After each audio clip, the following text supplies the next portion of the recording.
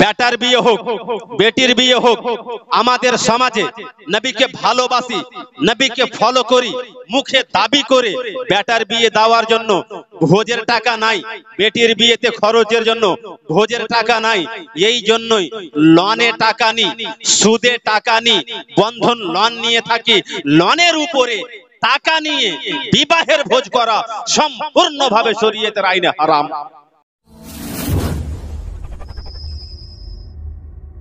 হবে ব্রাদারানে মিল্লাত ইসলামিয়া। এবার আমি যে আয়াতটা পাঠ করেছি, আয়াতের দিকে একটু আমি চলে যাই। আচ্ছা, এই আয়াতের দিকে যাওয়ার আগে আর একটা বিষয় আপনাকে আমি বলবো, যাকে আপনি ফলো করবেন, কারণ আমি যে আয়াতটা পাঠ করেছি এই আয়াতে ফলো করার কথা, অনুসরণের কথা, আদর্শ হিসাবে আল্লাহ পাঠিয়েছেন নবীকে, যাকে আপনি নিজের আদর্শ আর আইডিয়াল মডেল করবেন, তাকে আপনাকে জান প্রাণ দিয়ে আগে মানতে হবে। তার ব্যাপারে যদি আপনি কোন প্রকারের দোষ ত্রুটি বের করেন বা মন থেকে মানতে যদি না পারেন, তাহলে তাকে আপনি ফলো করতে পারবেন না। আল্লাহ তাবারক ওয়া তাআলা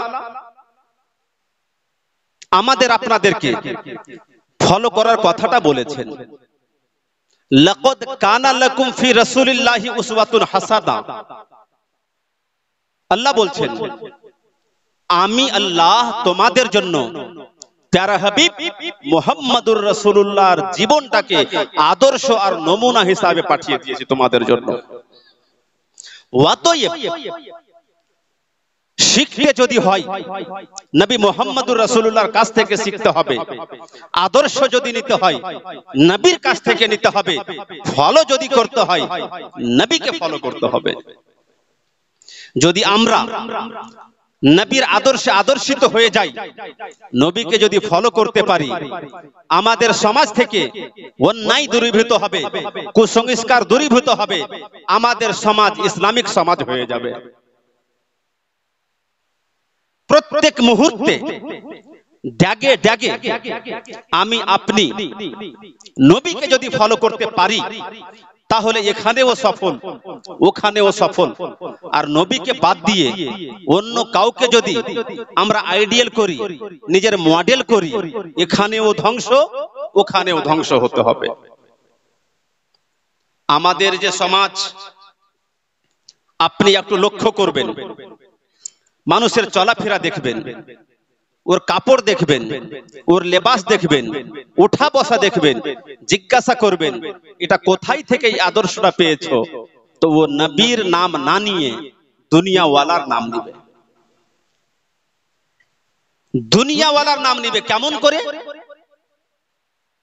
ওকে যদি বলেন মুখে দাড়ি কেন নাই, ও বলতে পারবে কি নবী রাখেনি এই জন্যই আমি রাখিনি, কারণ নবী তো দাড়ি রেখেছে। নবীকে ফলো করা উচিত ছিল, নবীর আদর্শে আদর্শিত হওয়া উচিত ছিল। নবীকে যখন দেখতো জীবন অতিবাহিত কেমন করে করতে হবে, নবীর চেহারাতে দাড়ি ছিল, ও নিজের চেহারাতে দাড়ি রাখতো, কিন্তু নবীর চেহারা ওকে ভালো লাগলো না। কোন হিরো আছে, কোন পয়সাওয়ালা বদমাশ আছে, দুনিয়াদার কেউ আছে, দাড়ি একেবারে মুছে রাখে, ওর মতো চেহারা একে পছন্দ হয়ে গেল। মুখে যতই দাবি করুক আমি নবীকে খুব ভালোবাসি, আরে নবীর মতো চেহারা যখন করতে পারলা না, নবীকে ভালোবাসি এই দাবি করাটা তোমার মিথ্যা কথা। ঠিক না ভুল? মাথার চুলের কথা যখন বলবেন, চুলগুলো যে আপনি রেখেছেন, তো কিছু চুল চারিদিক দিয়ে এমন ভাবে কাটা আছে, চাম দেখা যাচ্ছে, মাথার উপরে বড় বড় চুল আছে। এই চুলটা কোথায় পেয়েছো? কি নবী কি এইভাবে চুল রেখেছেন? আল্লাহ যে নবীকে ফলো করতে বলেছেন, তো নবীকে ফলো করেছো তুমি? নবী তো এরকম চুল রাখোনি। কাকে ফলো করে, কাকে দেখে এই চুল তুমি রাখলে? এই ফৌজি কাটিং চুল রাখলে তো ও কোন ফৌজির নাম নিবে, আর না হয় কোন হিরোর নাম নিবে। তাহলে বোঝা গেল ও চুল রাখার দিক দিয়ে নবীকে ফলো করেনি। ফলো যদি করে থাকে তাহলে কোন ফৌজিকে ফলো করেছে, আর না হয় কোন হিরোকে ফলো করেছে। ওই চুলের ব্যাপারে ফতোয়া শামিতে লেখা আছে, ইয়াকরাহুল কাযা, কিছু চুল এমন ভাবে কাটবে যাতে চাম দেখতে পাওয়া যাবে, কিছু চুল বড় বড় করে রাখবে। এই ধরনের চুল রাখা হচ্ছে কাযা। আর শরীয়তের বিধানে এই রকম কাযা বা এই রকম চুল রাখাটা হচ্ছে মাকরুহে তাহরিমি।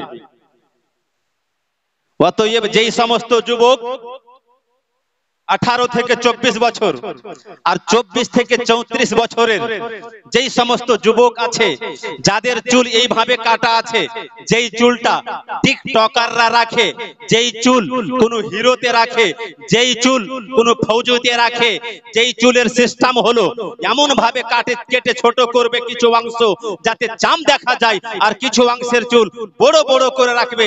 যাদের এই চুল আছে শরীয়তের বিধানে এইভাবে চুল রাখা হচ্ছে মাকরুহে তাহরিমি। কালকে সকালে জলসা উঠে যাবে, নাপিতের দোকানে সেলুনে গিয়ে চুলটিকে বরাবর করে নেবে, তখনই বুঝতে পারা যাবে নবীকে ভালোবেসেছে।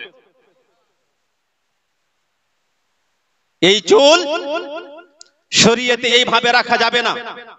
প্রত্যেকটা দিকে আপনি আসেন না। বাড়িতে বেটি আছে, বিবাহ কেমন করে দিব?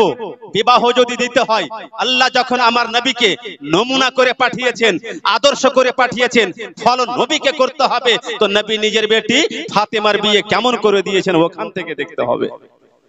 কারণ বেটার বিয়ে হোক বেটির বিয়ে হোক, আমাদের সমাজে নবীকে ভালোবাসি, নবীকে ফলো করি, মুখে দাবি করে বেটার বিয়ে দেওয়ার জন্য ভোজের টাকা নাই, বেটির বিয়েতে খরচের জন্য ভোজের টাকা নাই।